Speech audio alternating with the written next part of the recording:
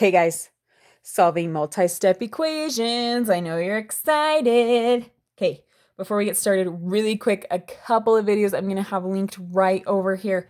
First of all, we're going to solve multi-step equations here. If you're not quite to this point, if you need to solve two-step equations, I've got a video over there. Also, if you are solving multi-step equations, but you've got some freaky fractions in there, I've got a video for you. Also, if you're solving them with variables on both sides of the equation, got one over there.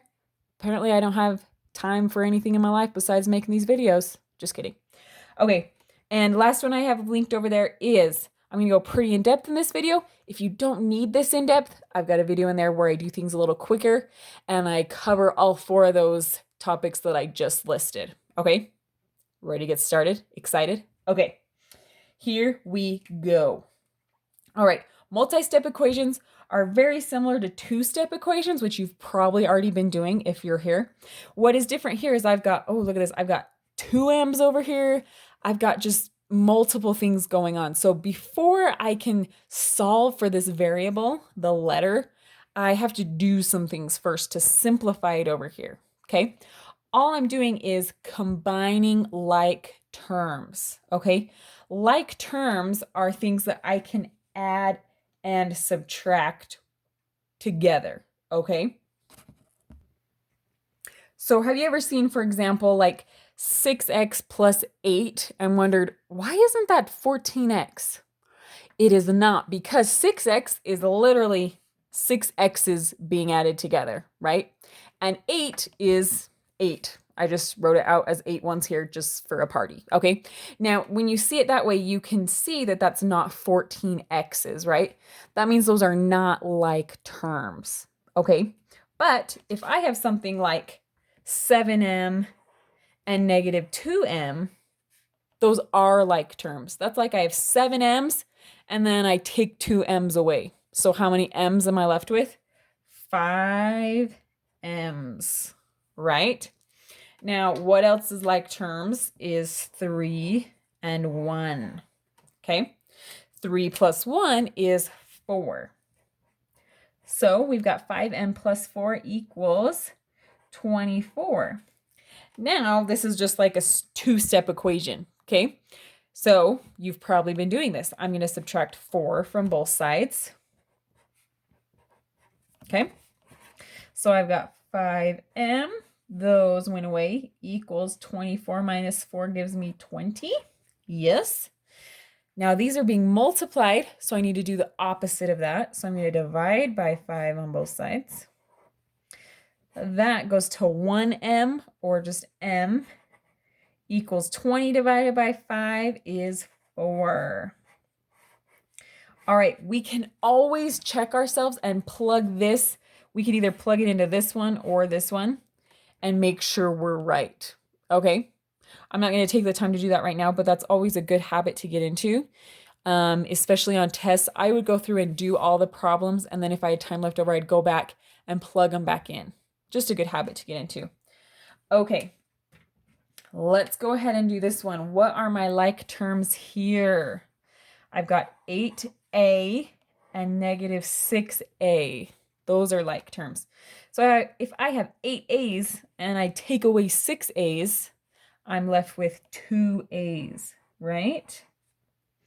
All right, my other like terms, we have negative 3 and negative 1. So if I owe somebody $3 and then I'm like, crap, I got to borrow another $1 from you, that is negative 4, right? Now, we just have this equal to negative 14 still. Feeling good? Okay. Again, now it's just like a two-step equation. I'm trying to get a by itself. So first I'm going to get rid of this negative 4 by adding 4 to both sides. Those go away. So on this side, I'm left with 2a. Then I've got negative 14 plus 4. I owe my friend $14. And I'm like, dude, I can't pay it all. I can pay $4 right now.